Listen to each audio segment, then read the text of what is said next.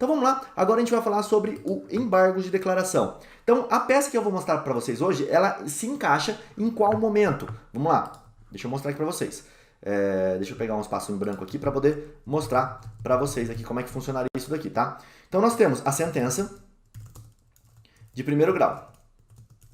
Eu poderia tanto entrar com embargo de declaração já para o juiz da sentença de primeiro grau, que é o que eu vou mostrar para vocês que eu fiz neste caso específico, como eu poderia entrar com o embargo de declaração, ó, fiz a sentença de primeiro grau, aí eu apresentei uma apelação, tem a sentença de primeiro grau, eu apresentei a apelação da defesa, aí o desembargador, o tribunal, soltou o acórdão do caso,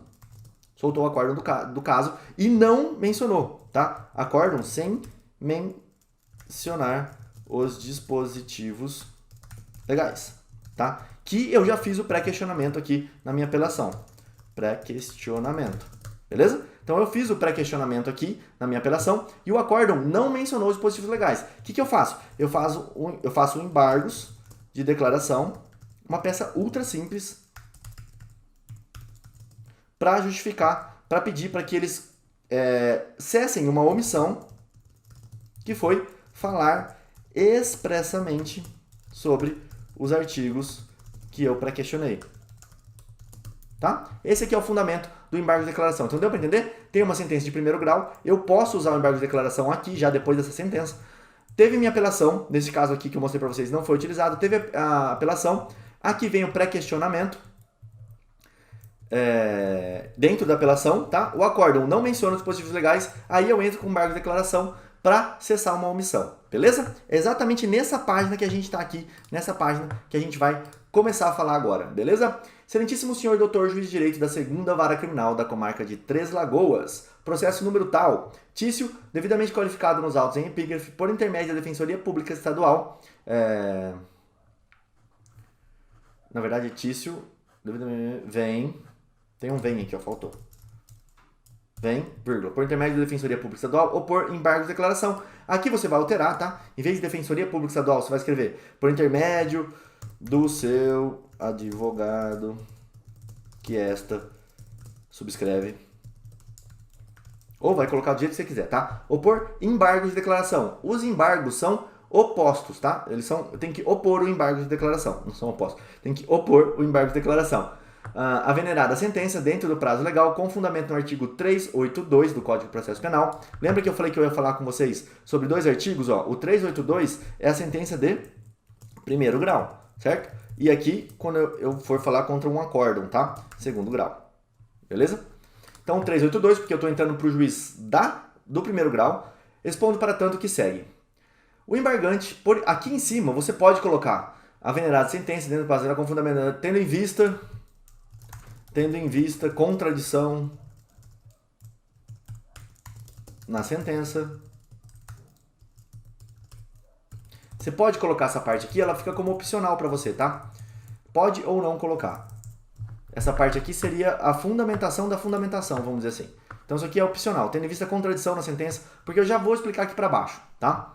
O embargante foi condenado por infração ao artigo 33 caput da Lei 11.343 a pena de 6 anos de reclusão e o pagamento de 600 dias multa.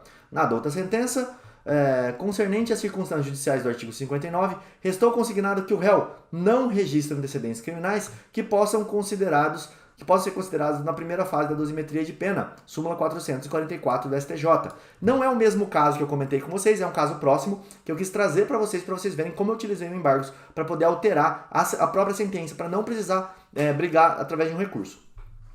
Portanto, o embargante não registra antecedentes negativos. Então veja só, na própria sentença, no artigo 59, o juiz falou que ele não registra antecedentes criminais por conta do artigo 444, tá? Não registra antecedentes negativos, pois, conforme comprovam os elementos existentes nos autos, o apelante foi indiciado pelo roubo no ano de 2011, portanto não há nem mesmo o recebimento da denúncia em tal feito. Aqui teria o feito específico daquele crime. No entanto, esse juízo, ao afastar a causa de diminuição prevista no parágrafo 4º do artigo 33, estabeleceu... Deixa eu só arrumar isso aqui. Eu tenho toque com relação à peça, tá? Eu não consigo deixar nada desarrumado. Os autos informam que o acusado foi indiciado pelo delito de roubo no ano de 2011, sendo que nesta fase podem ser consideradas, olha só que loucura, sendo que nessa fase podem ser consideradas ações penais e inquéritos policiais a fim de analisar os antecedentes do acusado, conforme dispõe a súmula 444. Então, olha que loucura que o juiz fez nessa sentença aqui. Primeiro, ele falou que ele não tem maus antecedentes por conta da súmula, e agora aqui ele falou que nesta fase podem ser consideradas ações penais e inquéritos policiais em andamentos. O acusado não faz jus à causa de diminuição de pena prevista no parágrafo 4º, vez que não preenche um dos requisitos cumulativos para concessão do benefício. Então ele afastou o parágrafo 4º, que é aquele tráfico minorado ou privilegiado, chame como quiser, por conta de um roubo que ele tinha um processo em andamento. E ele falou que nesta fase, ou seja, na hora de você considerar casos de aumento e diminuição de pena, poderia sim ser utilizada a súmula 444. Aí eu falo aqui, ó, de fato, o embargante foi indiciado pelo delito de roubo no ano de 2011.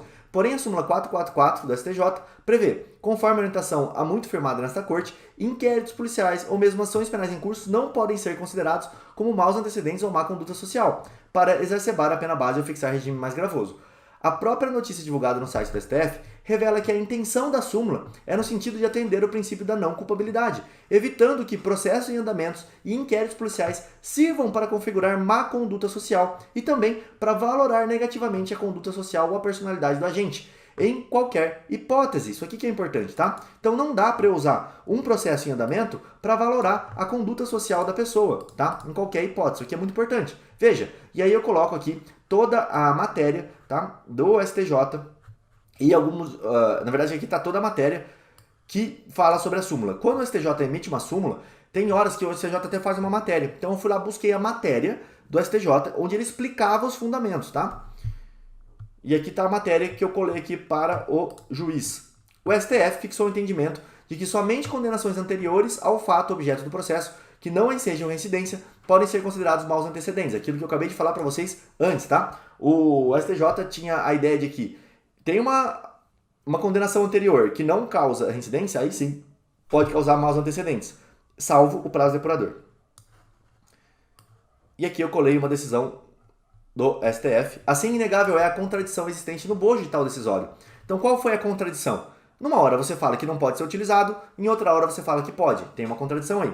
Ora, se reconhecido que a certidão existente nos autos não comprova os maus antecedentes do embargante, para efeitos das circunstâncias judiciais do artigo 59, não se pode, ao analisar a causa de diminuição de pena prevista no parágrafo 4º do artigo 33, utilizar-se da mesma certidão para afastá-la com base em maus antecedentes. Notório, portanto, a contradição encontrada no corpo da decisão embargada, já que não pode se utilizar de inquéritos e processos em andamentos para comprovar maus antecedentes, conforme é conhecido quando da fixação da pena base.